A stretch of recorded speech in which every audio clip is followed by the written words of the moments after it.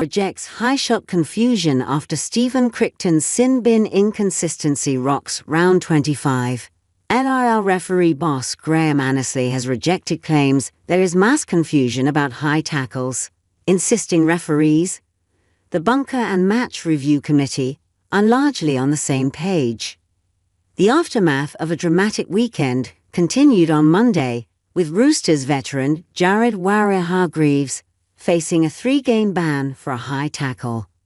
Cronulla centre Jesse Ramien is also facing a 1-match ban out of the Sharks' win over George Illawarra, after he too was sin-binned on Sunday.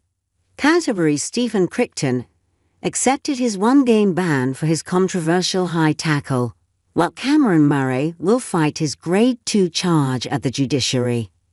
A season-high 30 penalties were blown for high tackles in round 25 matches, with the amount of contact with the head rising dramatically in recent weeks.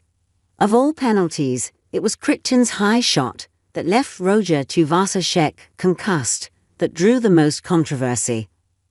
Annesley admitted on Monday that bunker official Liam Kennedy had made a serious error of judgement in not sin-binning Crichton, and indicated he could be dropped for this weekend. There are also question marks over why Homo Ovakoatu was sin-binned in Manly's loss to West's Tigers, after he received a lesser charge than Crichton. But on the whole, Annesley was insistent the match officials and the review committee were aligned. At his weekly briefing, Annesley produced numbers that showed 85% of players sin-binned or sent off this year had been handed a Grade 2 charge or worse. And of the 23 players banned for high tackles this season, 18 were sin-binned or sent off for the tackle. Of course we would like this to be higher. 80% is not good enough, Annesley said. We need to be getting much closer to a perfect score here. But 80% does give an indication that across the course of the season, the referees have been reasonably consistent with this.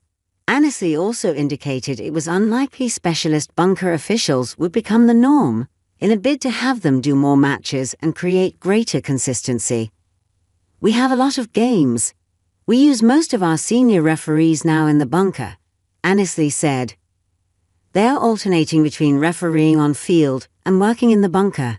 They are our most experienced officials, and they are in the mindset of looking at an incident and making a decision. That's an advantage.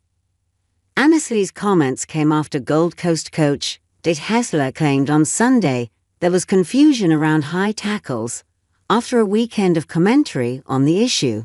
There is not a lot of confidence with players around what is a high shot and what isn't a high shot, Hessler said. There are a lot of nervous people on both sides at the moment. The officials seem to be down on confidence a little bit at the moment, and it is probably something we have to address pretty quickly going into finals. Meanwhile, the Waerea-Hargreaves charge means his NRL career could theoretically be over if he accepts an early plea, and the Roosters miss out on the top 4 and are eliminated in the first week. The more likely situation is that the Tricolours remain in the top 4, and Waerea-Hargreaves does not play again until the Roosters' first knockout match in week 2 of 3 of the finals.